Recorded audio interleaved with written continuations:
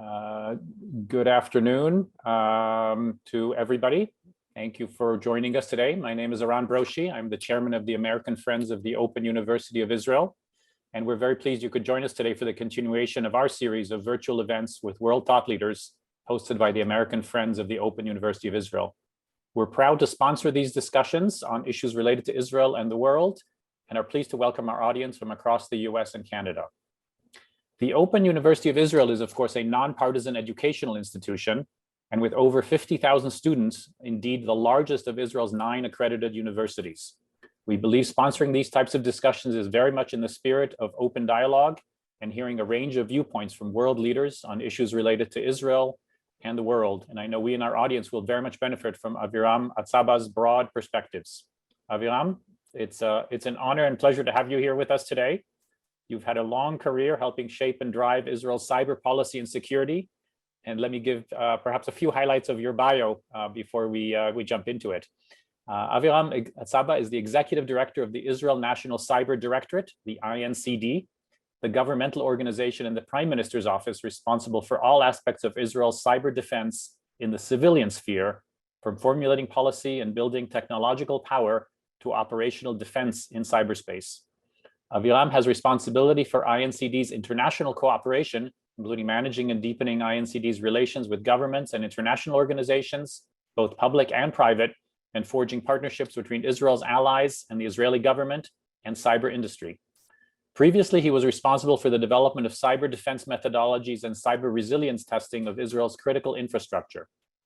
Prior to joining INCD, Aviram served for 26 years in the Israeli Air Force, with increasing responsibility as a commander in a variety of areas. He holds an executive MBA from Tel Aviv University and a Bachelor of Science in Physics and Mathematics from the Hebrew University in Jerusalem. Before we get into the content, just a quick word on format. Aviram will start us off with an overview presentation for about half an hour, and we will follow with a conversation and Q&A. We will then also welcome questions from you, our audience, and hopefully we will get to as many as we can. Please use the Zoom chat function to send us your questions throughout the discussion. And before we wrap up, we have a small surprise, a surprise guest. More about that later. So let's jump right into it. Cyber has been increasingly in the news, even for those of us who are casual observers or among the few individuals or enterprises that have not been the target of a cyber attack. Last month's New York Times headline, just ahead of the Biden-Putin summit, underscores the growing importance of cyber attacks. Once superpower summits were about nukes, now it's cyber weapons. Cybersecurity to deal with bad actors has also become a big business. A global market estimated at $167 billion a year, without counting the economic impact of the cyber attacks themselves, and growing at double digits as the number of cyber attacks grow and become more sophisticated. And Israel and Israeli cyber companies are among the world leaders in this sector, including just last month, the IPO of Sentinel-1 on the New York Stock Exchange, touted as the largest ever initial share offering by a cybersecurity firm, and now with a market cap of over $12 billion. But in addition to cybersecurity firms dealing with criminal actors, the landscape, as we have seen, also includes an increasing number of nation states who have been building and deploying both defensive and offensive cyber capabilities. Aviram, we look forward to your presentation, your perspectives to help us unravel these evolving dynamics and help us understand the potential threats to Israel, as well as opportunities it presents for Israel and for Israeli companies. Aviram, the floor is yours. Thank you very much, Eran. I will just share a short presentation, but I will present to you something that describes the Israeli perspective on cybersecurity and the Israeli National Cyber Directorate perspective on securing the civilian sphere of Israel. But please feel free to be part of it. You have the chat. You cannot talk to me directly, unfortunately, because of this format, but hopefully we'll ask questions and we will try to afterwards have answers, so we will tailor the talk to your interests and your needs. So moving forward from myself, Aviram Atzaba, let me start with what is happening in Israel. Well, Israel is under attack, like most other countries in the world, okay? Just the last year, we had an increase, actually an exponential increase in cyber attacks, some of them related to the COVID pandemics. A lot of hospitals were attacked. A lot of laboratories for COVID vaccines were attacked. A lot of phishing attacks to private citizens with subjects concerning COVID pandemics, so to catch the interest of the victim to press the link. So the quantity of cyber attacks related to COVID was really huge. But not only that, we saw during the last year an increase in the audacity and in the intent to cause real damage to actual physical infrastructures. Just last year, and we can attribute it to Iran because it was published in the newspaper, the Iranians tried to hack our water facilities, and actually they caused actually no damage, but they tried to infiltrate water systems, something that I would say is a game changer in the concept of warfare in a cyber physical realm. Actually, you know the colonial pipeline attack that you suffered just recently, a little bit different because there the attack wasn't on the OT systems, but as a precaution, the OT systems were stopped, OT meaning the production line systems, in order to mitigate the risk of the attack. But again, attacking infrastructures that can cause real actual damage, damage in economy, but also actual damage in health and life. We suffered an attack on Shirbit. Shirbit is a medium-sized insurance company, but the intention of this attack was an interesting one. They disguised themselves as a ransomware. So they locked the Shirbit systems, they encrypted them, and they asked for a ransom. But actually, they started to publish the data on the internet. So is it ransom or something else? Actually, again, Iranian attack that was intended to cause damage to the public opinion. So we see that state nation attackers are disguising as criminal organizations, and the difference between criminal action and state nation stealing money and causing influence on public opinion are all part of this warfare in the cyber sphere. Recent attacks here. You know, as we mentioned, the colonial pipeline, but a few years before, you know, what was called the big hack, how the Chinese, attributed by the Americans, infiltrated servers in the US by implementing this minuscule chip, actually not chip, a component within a chip, in a broad disturbance around cloud providers and infrastructure in the US. Iran attacking us, and we don't know who, but causing chaos in the Iranian trains in Iran just a week ago. And of course, SolarWinds, that was an Russian attack, well, attributed by the US just a few months ago. So state nations are fighting in cybersphere, causing damage, either financial or influential, or stealing information. All of this is happening right now and in a very big scale.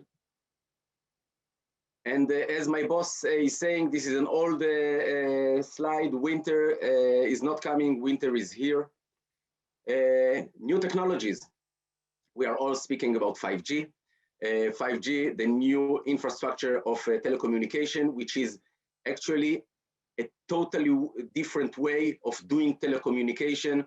and the major risk is that if we don't do it secure by design, we can cause real damage to our information, to our confidentiality, to the ability of operational capabilities through the 5G, like in smart transportation and in hospitals and in everything that 5G is going to be incorporated into.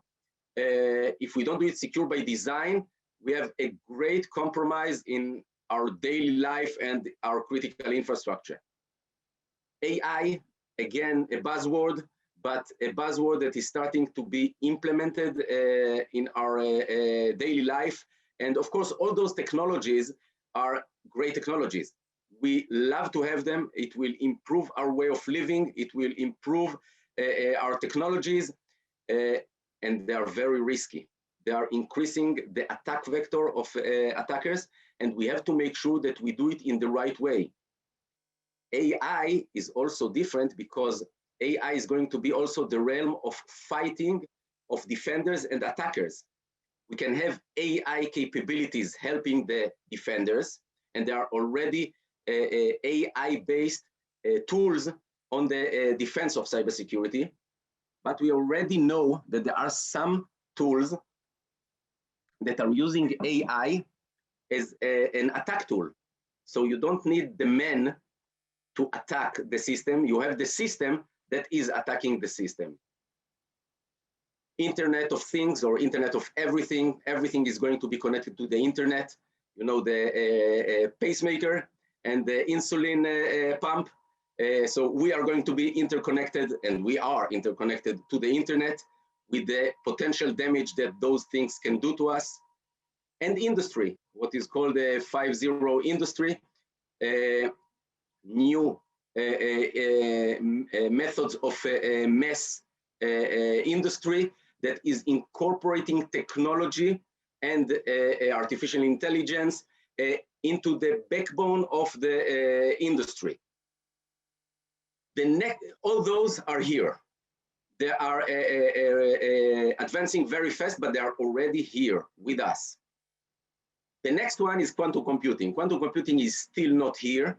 It's still in the phase of R&D, but approaching very fast. There are some applications, very few applications that are already in the market, but in the next 5 years, we will have quantum computing applications around.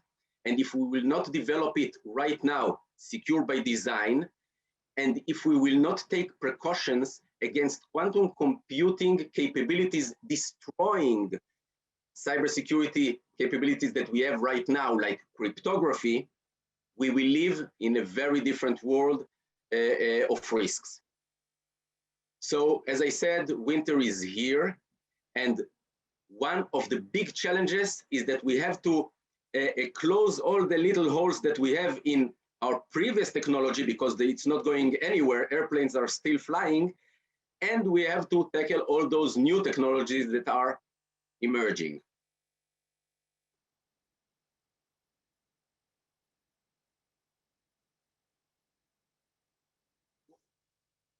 What you can see here is Iron Dome. Missiles of Iron Dome intercepting missiles from Hamas, from Gaza Strip, that we had just a few weeks ago, a couple of months ago in Israel.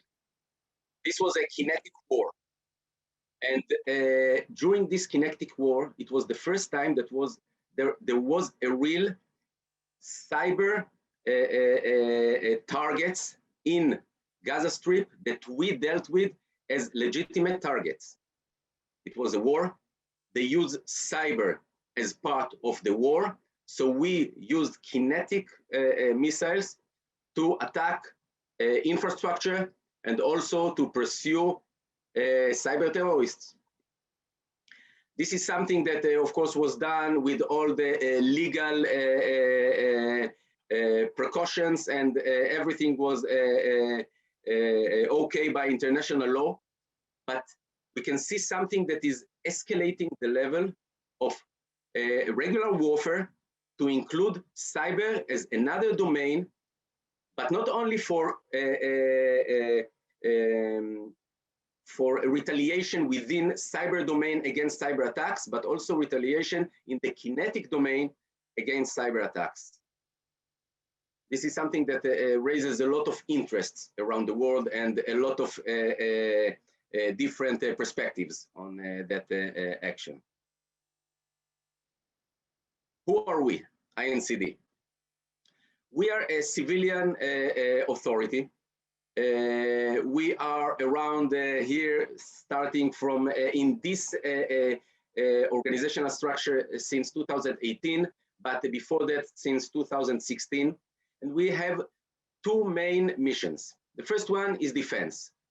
We are responsible to ensure the security, the cyber security of Israel in the civilian sphere, starting from our critical infrastructure, our government, all the civilian market, private and public, up to the man in the street. So my wife and my kids are part of the jurisdiction of the INCD because they are part of the entities that are using cybersphere for our daily business, for education, for entertainment, for procurement, and we have to make sure that they can do whatever they do in cybersphere in a secure way.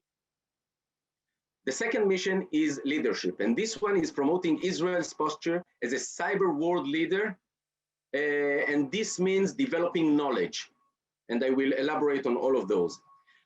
Developing manpower, developing our industry and promoting our industry of cybersecurity. And we believe that those two missions complement each other. If you have very good knowledge on defense, you can understand the gaps and you can understand how to close the gaps and how to develop the next capabilities and become a leader. And if you have very good people and very good technologies and very good processes and very good knowledge development, then you can do much better defense. So this is INCD's mission, and our scope of responsibility, as I said, is from government to the man in the street. We are not responsible for securing the police. We are not responsible for securing the military, the IDF, and the security establishment. They are responsible for securing themselves. But there are a lot of interconnection between us and those entities, because at the end of the day, cybersecurity is a joint effort. If we find that there was a compromise in an organization, and we found out that it is a criminal organization, then we have to engage with the police with the right manner so they can close the loop and apprehend the thieves. And if we find out that a compromise in critical infrastructure in Israel is coming from a foreign entity, our responsibility is to make sure that the critical infrastructure is returning to a business as soon as possible. The military or the security establishment is responsible to make sure that the opponent will not attack us again. So we are working very close tight with those organizations to make sure that our civilian sphere is secure and to engage with the attackers. A little bit about our leadership, and the main cornerstone of our leadership is what we call the ecosystem. Cybersecurity is a joint effort. No one government office, no one product, no one entity can solve the problem of cybersecurity. And we believe that putting together government, industry, academia, and the military in Israel, in the Israeli case, this is the blend that enables us to develop the best cybersecurity solutions for Israel, and also the best cybersecurity solutions that we offer the international market. Right now, we are having a conference this week. It's called the Cyber Week. It's usually a very big conference, one of the largest conferences on cybersecurity in the world. Unfortunately, last year it was virtual, and this year it's a little bit hybrid. Still, we had guests from more than 10 countries, like 100 foreign guests that came to Israel. We have a delegation from CISA, from the US. We have a delegation from the UK, from Germany, from the Czech Republic, and others. And one of the first things we are doing is we are taking them to Beersheba. Beersheba, for whoever doesn't know, it's a city in the south of Israel. It's not in the center of Israel. It's in the periphery. It's in the desert. If I would say to people 10 or 20 years ago that I'm taking delegations on technology to Beersheba, it's a contradiction in terms. But nowadays, Beersheba is the cyber capital of Israel. And why is that? Because we put those components of the ecosystem within a park in Beersheba. In the center of the park, we have our national CERT, which I will elaborate in a moment. This is a government facility, which is the eyes of Israel to understand what is happening in the cyber realm of Israel. But in the same location, we also have the Ben Gurion University with a major cyber research center that is in the same park with us. We have the business park with 70 companies of cybersecurity with many NGOs, with many multinational corporations that put their cyber research center there, and a lot of startups that are sitting in this same campus. And we have the Israeli base for IT that is being built right now. Actually, today, our Prime Minister announced in the Cyber Week conference that he disclosed actually that a unit of 8200 is already moving to this campus to sit down together with us actually, and to be the front line of 8200, which is of course a very closed intelligence organization, to be the front line to the civilian sphere, to the internet, to the outside world. We understand that the warfare on cyber cannot be done behind fences. It should be also done behind fences, but also outside in the internet. So government, industry, military, and academia working together, sitting together in the same coffee house in this park, kids from the military, going to the academia, then going to the industry, then going to the government, people moving around, getting ideas from one realm and transferring it to the other realm, developing something in the academia and industrializing it into a product, thinking about a bright idea in the military that can be civilian and doing it in the industry, using government resources like the national CERT as a pool of data for all the others. A little bit about economy. You all know some of those names like Checkpoint, which is of course well known, and it started in '91, but the quantity of companies is increasing. And if we jump to today, this slide was changed 3 times because the unicorn number, which is 7 to the first half of 2021, 7 unicorns in new cyber unicorns in cybersecurity, meaning companies that passed the $1 billion. We had to change it 2 times because 3 weeks before the end of the first half, we had 5. And then we changed it to 6, and now we changed it to 7 because that's the final number. The Israeli cyber industry is booming. It's booming in international parameters, not in Israeli scale, not relative to our market, not relative to our population. 41% of global investment in cyber is done in Israel. Some of it in non-Israeli companies, but that their center of research is in Israel. So the money is spent here. And they are all coming not because they're Zionists. They are all coming because of the ecosystem that was established here, the people that are here, the academia that is developing the knowledge, and the people that are building those tools and those technologies. A little bit about our R&D initiative. INCD is investing a lot in R&D. And if I'm looking through the years, we are in the third concept of R&D investment. The first concept was up to year 2015, and this was the signaling phase. This was the phase that we as a government told the market and the universities, we want you to do cyber research. It's an important area, both for the security and also for the establishment of an Israeli market. So we are putting some funds, and you put funds and researchers, and let's do research together. The second phase was market failure.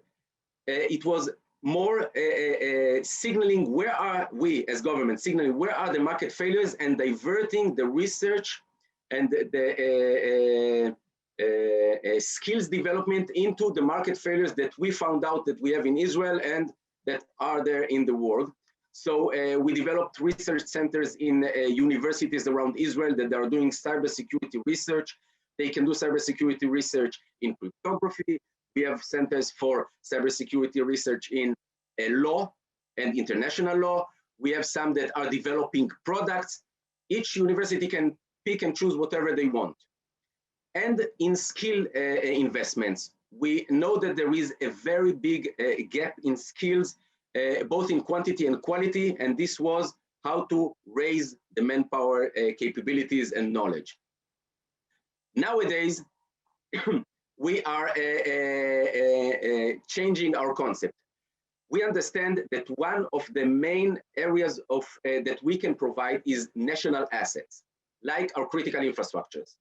So if we bring the critical infrastructure and we tell the startups, hey, this is a playing ground for you to bring your technology and check on real installations, then it is a very good incentive because they don't need money anymore, those organizations. They need the experience. They need the real life and the complex real life technologies. And this is something that we as government provide. Innovation lab.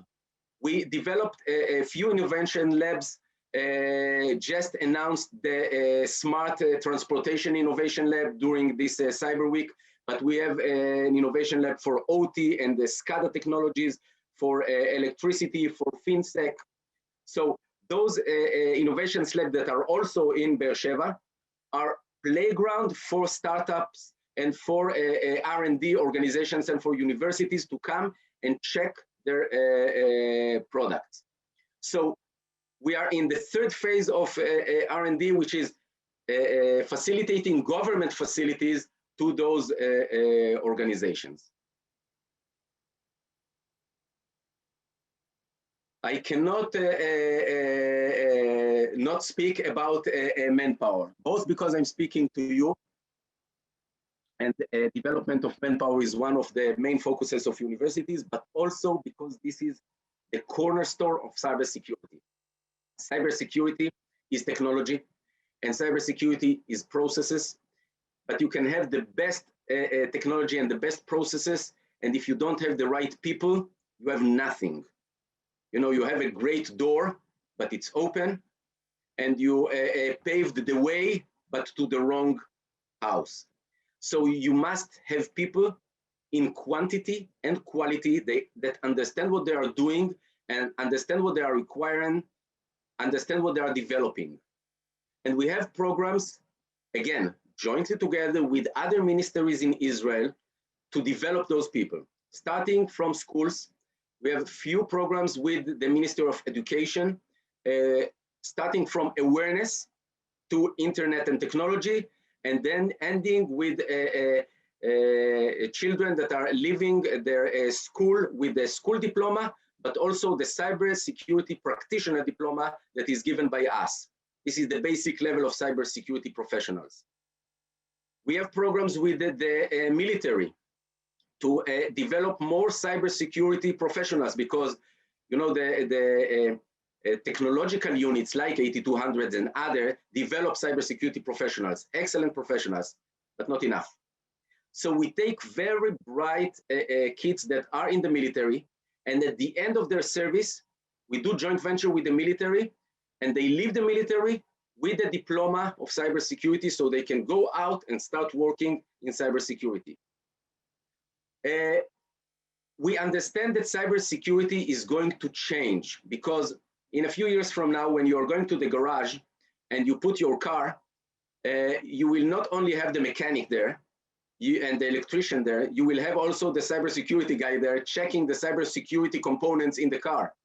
And in the smart city, when the light will not work, then they sometimes will send a cybersecurity technician to fix the firewalls or the other controls that are not working right now. So professions are going to change in cybersecurity, and we are already developing the concept of those professions.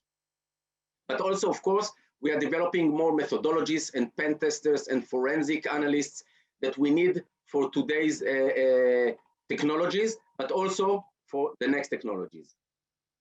At the end of the pyramid, the R&D. And we have research centers in various universities developing the next generation knowledge that will be pumped into the industry and into the government and into our security, but also, of course, to the international knowledge on cybersecurity. And we have very good cybersecurity research centers in Israel, collaborating with a lot of international partners, of course. International cooperation, and this is very important because it's my business. We are doing international cooperation because cyber is an international business. Cybersphere is international. There are no borders in cybersphere. Right now, I'm sitting in Israel. I'm broadcasting to you via Teams, I think, or Zoom. Nobody of us knows where the servers are sitting and where the data is and where are you passing through.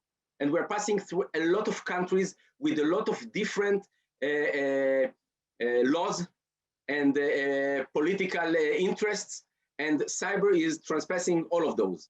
So cybersecurity is a global issue. The attackers are everywhere in the globe. By the way, if you come to Beersheba, to our CERT, National CERT, and you look at the screen, you see that most of the attacks on Israel are coming from the US and Western Europe. But not because the attackers are sitting in the US and Western Europe, of course. The last hope is from those countries. The attackers are sitting usually towards the east of Israel, many countries in the east, but they're jumping through some service and attacking us. So getting an international cooperation is crucial in order to help us defend ourselves against attacks. And last but not least, the knowledge and the technology is developed all around the world, because we are all facing similar problems and we are all developing things. And we don't want to invent the wheel. We want to take wheel from somebody else. We want only to invent the next wheel. So our strategy is first and foremost for national security, and we are doing collaboration with many countries in order to secure ourselves. But also we are very engaged in cyber diplomacy to work together in the UN, in the OECD, in the WEF, in many international forums to build together the cyber relationship, what is allowed and what is not allowed, what is ethical and what is not ethical in the cyber realm. Of course, looking for new technologies for cybersecurity and also promoting Israeli technologies. Promoting Israel's posture. This is a very important international business that we have, and it's becoming more and more difficult because there are many countries that are very good in cybersecurity. So we always have to be, on the edge in order to be in front. The race is very fast all around the world. And national security. Cyber is one of the components of national security. It's not the only one.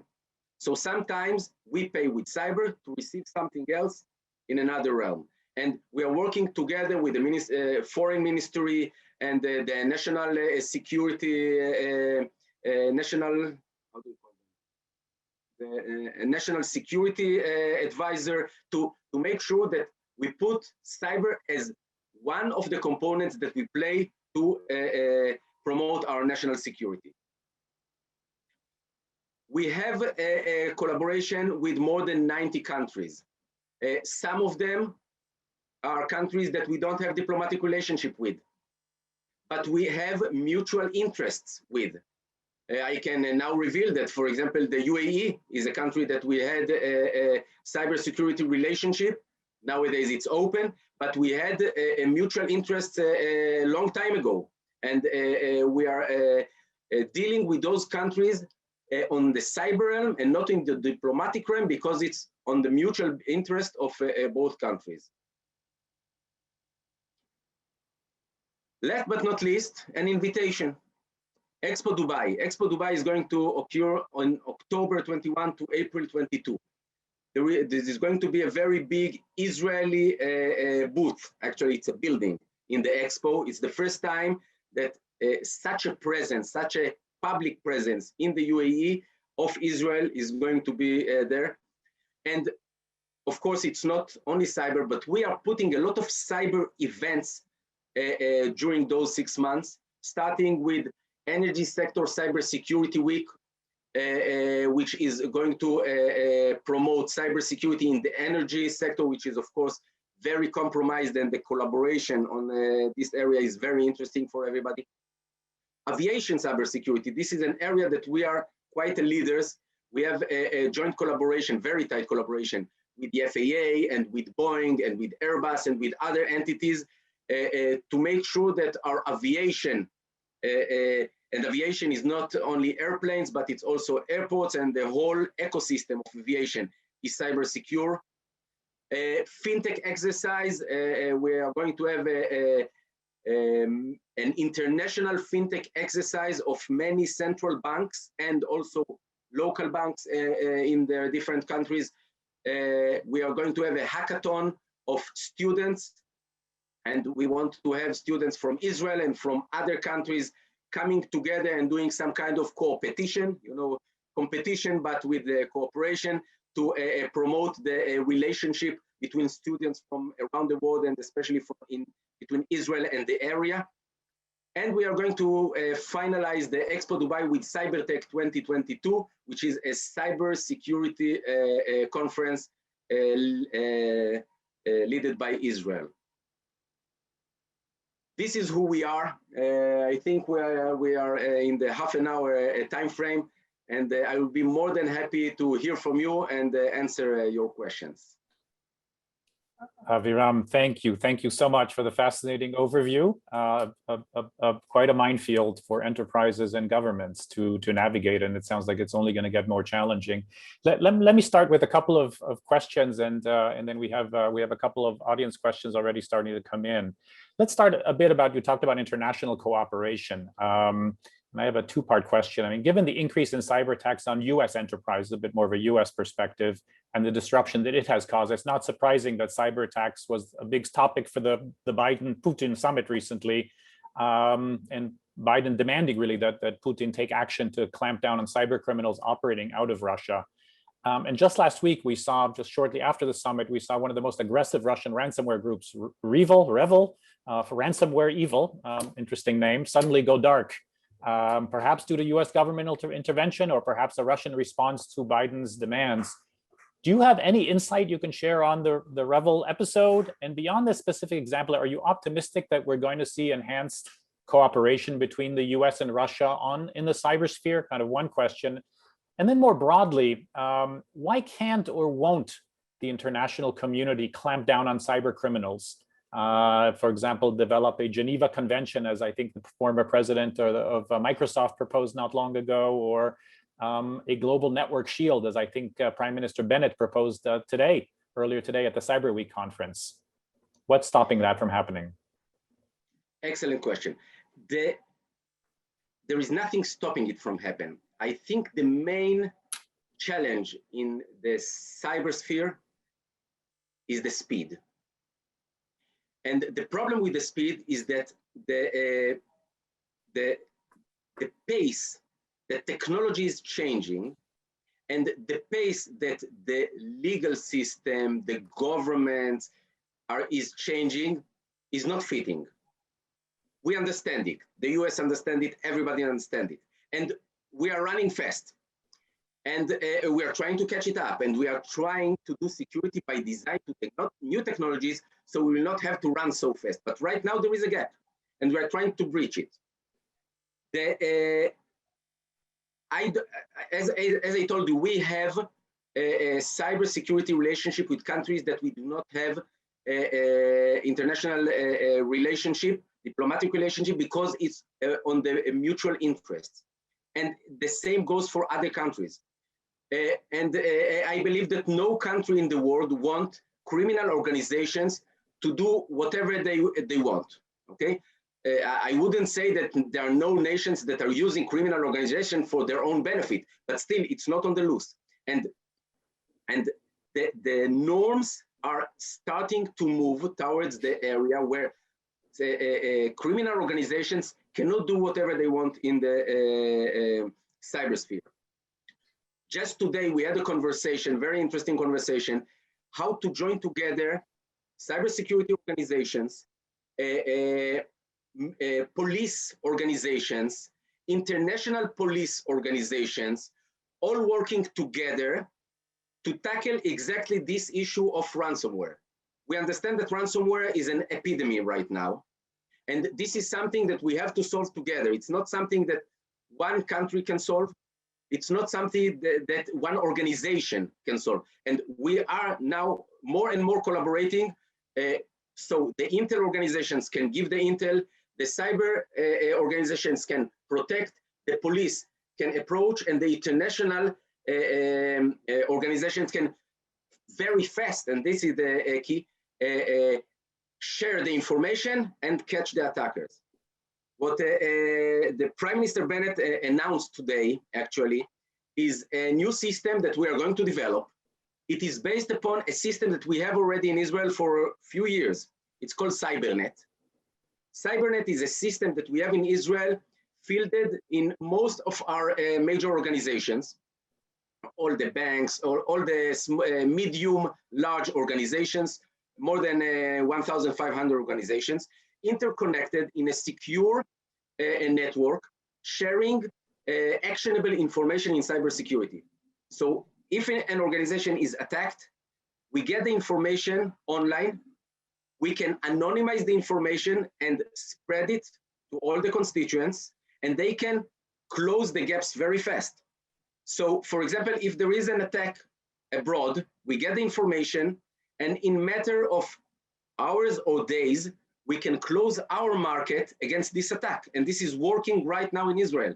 So a lot of attacks that happen around the world and become an epidemic, we are being able to contain them because of this approach. And this is something that right now we want to internationalize and to share with the world so we can all protect each other fast.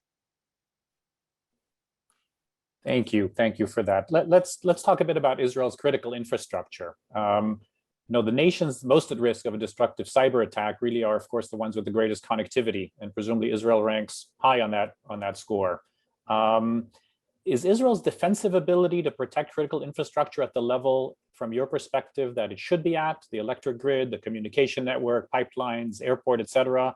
And how do our defensive capabilities compare to OECD countries, and what else needs to be done? And a question from the audience that in that area, I'll just add that to it from Anna. The threat to the water system was an interesting example of cyber threat to industrial control system. Do you think of the scope of cyber threats to physical systems is increasing, and what's being done about it? Okay, good question. We have the advantage that we started to protect our critical infrastructure almost 20 years ago, in 2002. We understood that cybersecurity is something that we have to do alongside the physical security, starting 2002. and we built our critical infrastructure, and it took us many years, but right now we are in a good situation that our critical infrastructure is secure by design. More than that, INCD is the regulator of our critical infrastructure, and they do not put a system, a network, they do not acquire a company and merge networks, they do not without our consent. So we do together with them the risk assessment, because if it is a critical infrastructure, it means there is a risk to the nation, not only to the company. So the nation and the company must do the risk analysis together and to decide on the controls and the mitigation of the risk together. So we are doing it together with our critical infrastructure, and we are in a good situation. Now, for the question is, if we don't have risks, no, we do have risks, but we are containing them on a daily basis. A good example is the intent of the Iranians to attack our water infrastructures. We do not consider the water sector as critical.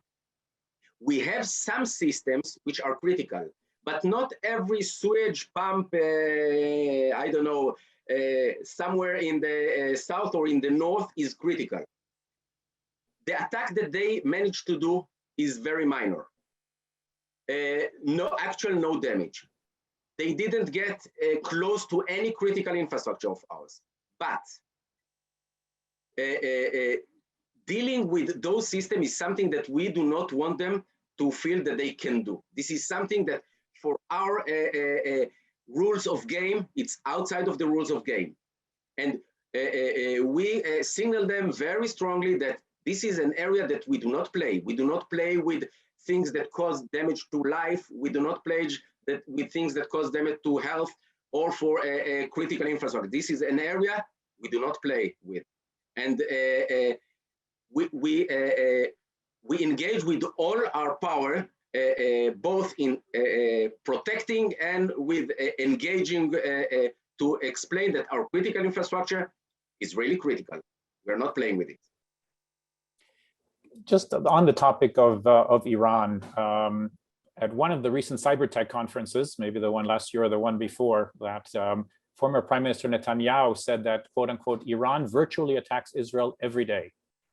What can you tell us about the level and the sophistication of cyber attacks emanating from Iran, Hamas, Hezbollah against Israeli targets, and how well is Israel positioned to defend against these? And by the way, Netanyahu went on to say every country needs a combination of defense and attack capabilities, and Israel has such capabilities. Can you elaborate on that comment? Yes. First of all, if my my prime minister said so, I agree with him. More than that, yes, Israel is being attacked. Our enemies use the cybersphere as a sphere to attack us. They will try anything to attack us. If they can do it kinetically, they will do it kinetically. If they can do it under the ground, they will do it under the ground. And if they can do it in the cybersphere, they will do it in cybersphere. We consider attacks on cybersphere as attacks, and you saw the example of Hamas attacking us or trying to attack us in the cybersphere, and we are retaliating in the kinetic side. Attack is an attack, enemy is an enemy. Now, yes, the Iranians, the Hezbollah, all of them are trying to attack us all the time. And we are engaging in a war with them in all the measures that we can. We are making sure that we are securing ourselves, the critical infrastructure, the critical processes. We are providing information to our market so they can protect themselves. But we are also engaged with the police, with the military, with the security establishment to make sure that we do whatever we can to protect our territory, our assets, both physical and in cyberspace. We have a question from the audience. I'll mix in audience questions with some of the questions I've prepared. Can you please discuss Israel's offensive cyber capabilities to the degree you can comment on it? No. Understood. Thank you for. That's the Israeli way to say politically correct in many words. No. Yeah, understood. Talk a little bit, if you could, about two other topics. One, we have a question here from Shmuel on Pegasus Anything you can share with us on Pegasus and the recent news around that? Yes, the cybersphere, and it's important to understand because people mix all the time cybersecurity with cyber offensive tools, with cyber attacks. It's not the same thing. It's a space. In this space, we can do many things. We can build technologies that help us have a pace, a hard pace. We can do cybersecurity and put firewalls, and we can build weapons that attack computers, attack water pumps. We can do everything in this space. The INCD and many of our security organizations all around the world are doing cybersecurity. We are building the fences, the windows, the doors against the attackers. Now, there are tools that can be used to, as published by the company, to trace criminal organizations, to trace pedophiles, to trace terrorists. Those are tools. You can take this tool and use it this way or the other way. Israel has a policy for selling those tools. And the Ministry of Defense is the organization that is issuing the license for many of our military industry, and what is allowed and what is, and for each physical or cyber tool that is can be offensive, there is a very strict policy how to, who can sell it, how can he sell it, to whom, and how should it be used. And they are under this law.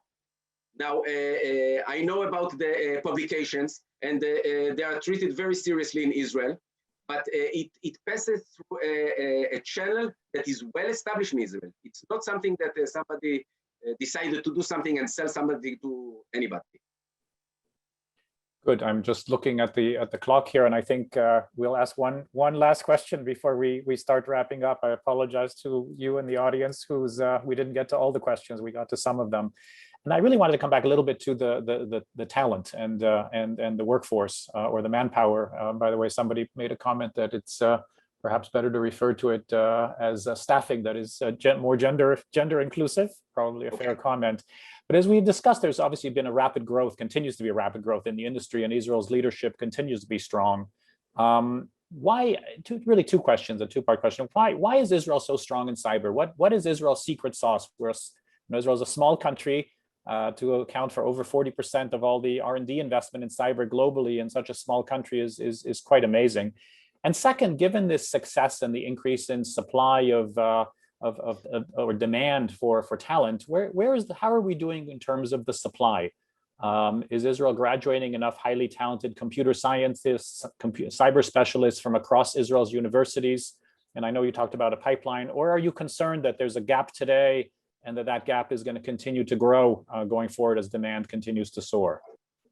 Okay, thank you for the question. The secret sauce is it starts in the kindergarten, okay, and it is a state of mind that we want to be in the best class, and then we want to be in the best military unit. And once you get out of the military unit, which was a technological unit, you want to save the world and invent the best startup. And once you sell the startup and you made your 10 million or 100 million, you want to do the next best startup. So the entrepreneurship DNA is implanted very strong in us. Second is, of course, our military units, which are the IT units are very, very good, tackling with state-of-the-art challenges and technologies. For cybersecurity specifically, we have a very tuned mentality for security as a whole, and cybersecurity is part of it for us. So it's very natural for us to step into the cybersecurity realm. So I think all this together makes us want to invent the wheel, and the best wheel. Now, in terms of the quantity and the type of people and the comment that you had before, one of the things that we understand that we don't have enough women in cybersecurity, actually in IT. And INCD, one of our major programs is how to take girls at 15, 16 years old, because afterwards maybe it's too late, and encourage them and help them to learn technological subjects, and then go to the university and go to the military and develop in the technology field and in cybersecurity field. And we have some great successes in that. And of course, we don't have enough students in the universities that are learning cybersecurity. And this is a place that you have a role, because the Open University is one of the areas that we believe that can be, you know, you are ahead of your time. Your campus is here.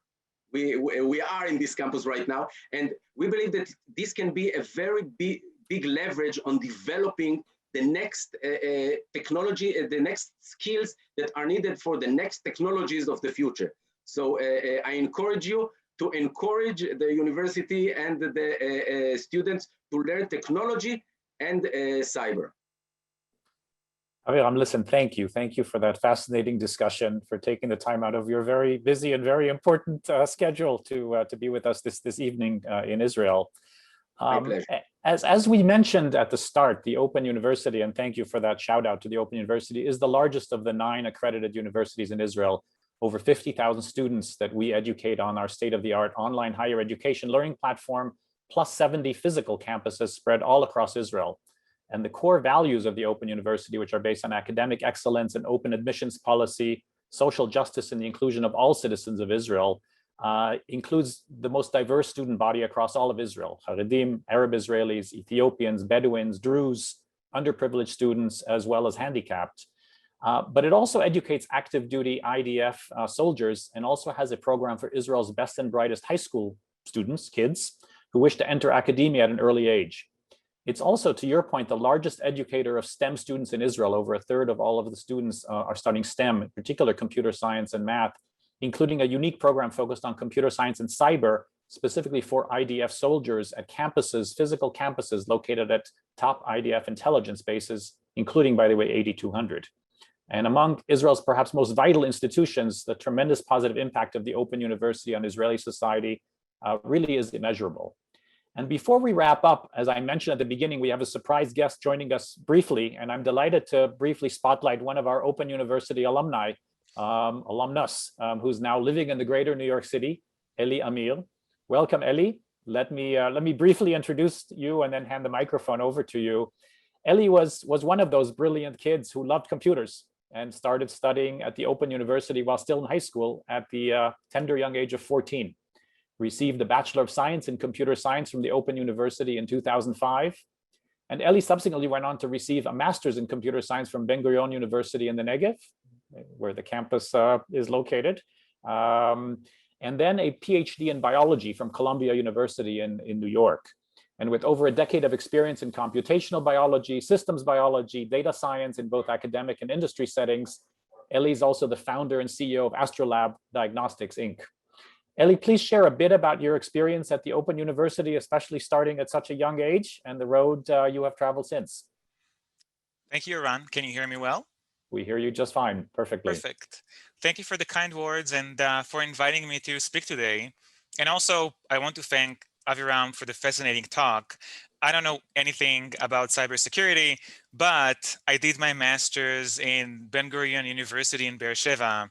And the reason I went there is because one of my sisters went there for grad school, and she went there because my older sister had her MD PhD in Ben-Gurion. So all 3 of us are Beersheba alumni. It's a wonderful city, and I can't think of a more deserving place to become the cyber capital of Israel.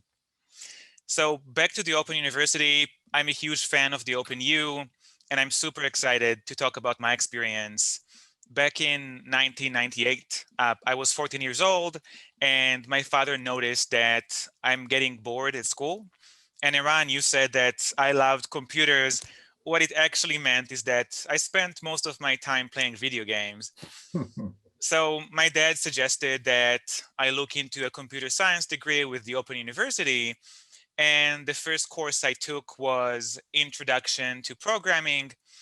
Back then, it was the Pascal programming language, and I was familiar with it. I toyed with it as a kid. So that course was a bit of a test run on whether the Open University approach was a good fit for me, and I just loved it.